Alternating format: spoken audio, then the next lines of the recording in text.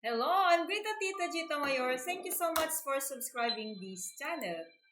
Please don't forget to like, comment, share, so that others will also be equipped about their potential. And if you are new, click the subscribe and notification bell so that you will be notified whenever I will upload a new video. In this channel, you will receive Wisdom for Living. We are now on day 343. Misconceptions of Law, Part 2. And our text is found in Deuteronomy chapter 5, verse 10. But showing love to 1,000 generations of those who love me and keep my commandments. So ito yung sinasabi rito na si Lord, pinapakita niyo yung kanyang pagmamahal even to thousands generations. Lalo na sa mga lahat na nagmamahal sa Kanya, syempre dahil nagmamahal ka, sumusunod sa Kanyang mga batas. So of course, nilagay niya yung mga batas na yon para maintindihan natin na tayo ay maprotektahan.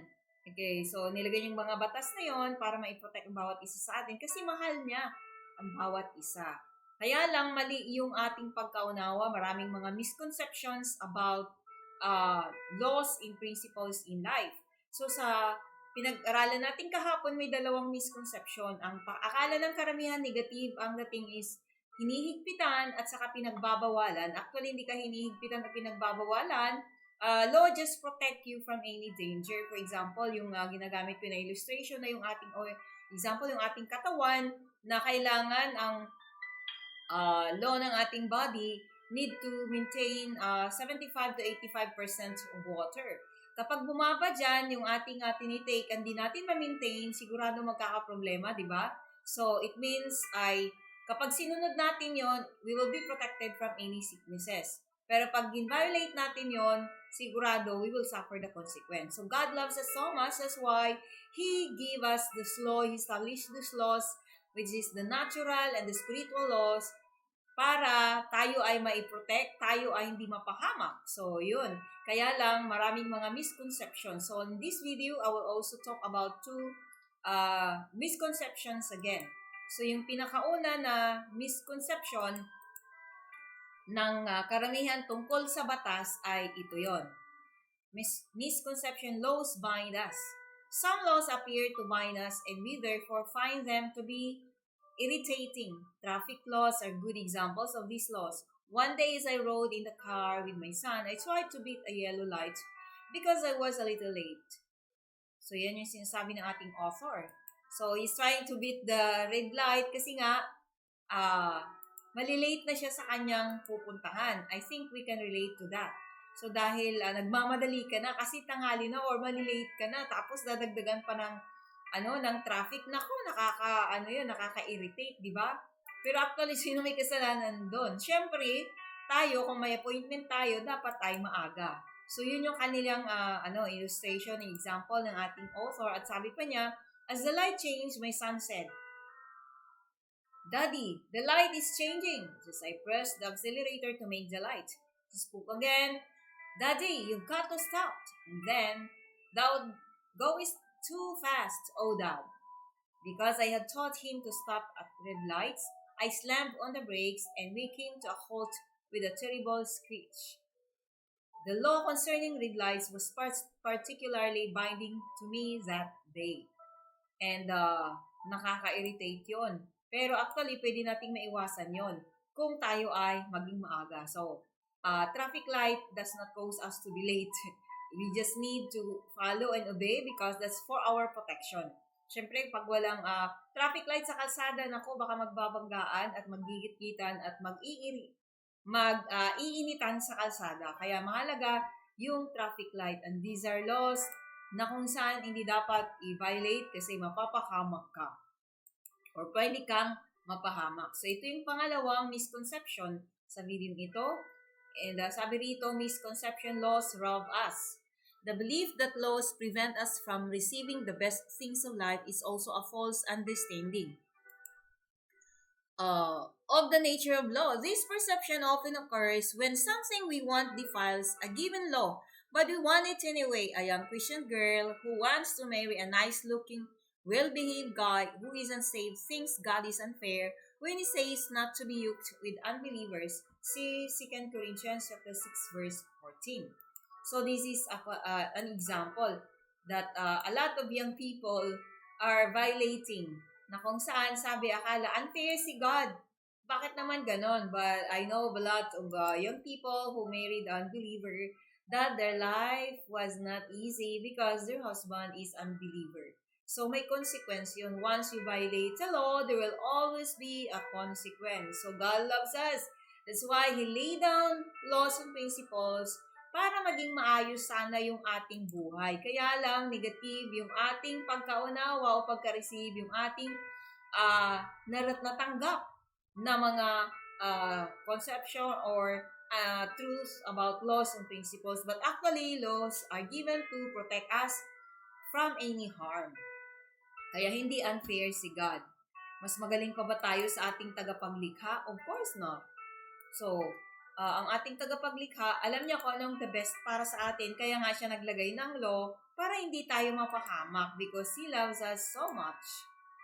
A young businessman perceives himself to have been robbed when his partner is unwilling to use dishonestly obtained information to make a killing on the stock market. A single mother struggles between giving her tithe to God and spending the money on a much-deserved weekend away from the kids. So this is an example of how to handle your finance. For example, in earning, yan, di ba?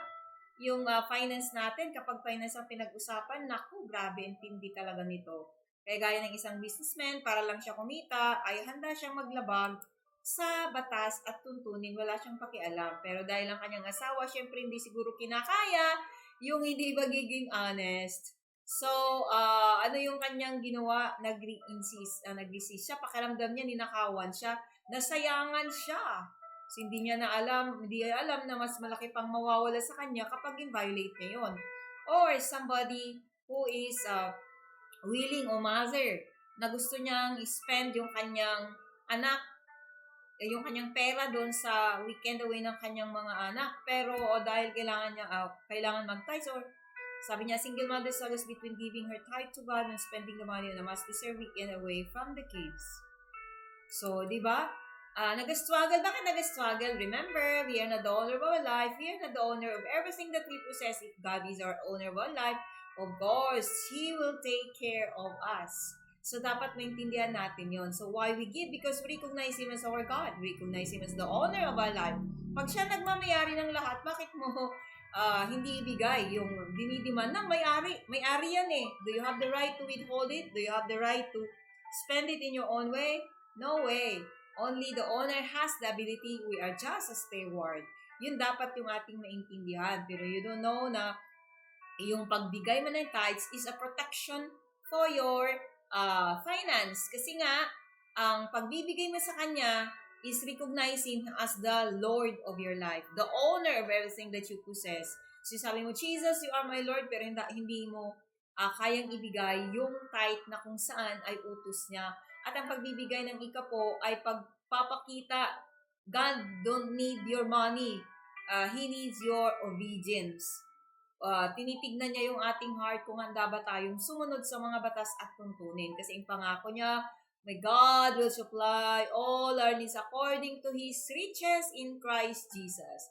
Gugulangan pa tayo ni God? Uutangan ba tayo ni God? No. Sabi sa Bible, when you learn to give, when you learn to recognize that He is your God, He will take care of you. The Lord is my shepherd, I shall not want. So, yan yung isang verse. Kaya dapat ay alam natin yung katotohanan tungkol sa batas, dapat magkaroon tayo ng tamang pananaw. All these misconceptions convince us that laws and regulations are encumbrances and burdens that prevent us from enjoying life to the fullest. In truth, laws are provided for our benefit. Yung sinasabi ko kanina pa, na paulit-ulit na ang batas ay binigay sa atin para sa ikabubuti ng bawat isa sa atin, to protect us from harm, to give us life that is free from stress. O, di ba? If you know the laws and principles in life, you will be free from stress. Yun yung karamihan na hindi alam kasi ang negatibo, yung kanilang pag-unawa, yung kanilang pananaw tungkol sa batas. Well, actually, ang batas ay inilatag yan ni God para maging gabay natin na maging sigurado so that we'll be certain of our future. Sabi nila life is uncertain. There's a lot of uncertainties. Yes, that's correct. But God has given us the assurance when we learn to follow the laws and principles. Di ba yung sinabi, you will always be the head, not the tail, as you pay attention to the commands of the Lord your God that He give you this day, and carefully follow them. You will always be at the top, never at the bottom. At ang ating napag-aralan, di ba, the laws of God are not burdensome. And when we walk in those ways, in the commands of God, then hindi tayo mapapahamak. Everything will be well. So nasa Bible lahat 'yon sa Jeremiah 7:23 at sa 1 John. So, kung alam natin yon at tama yung ating pananaw sa batas, hindi tayo magdi-disobey, kundi ma-enjoy natin yung ating buhay. So, ang tanong ko, what are the purpose of law? Ano ba yung mga layunin ng law? Para ba sa ikabubuti mo o ikakasama mo? Eh, di ba hindi? Because God loves us, He wants us to be protected. That's why He laid down these laws so that we will understand. So, if you have an idea, what's the purpose of law? Just leave a comment below. So that's all in this video. Thanks for watching. God bless.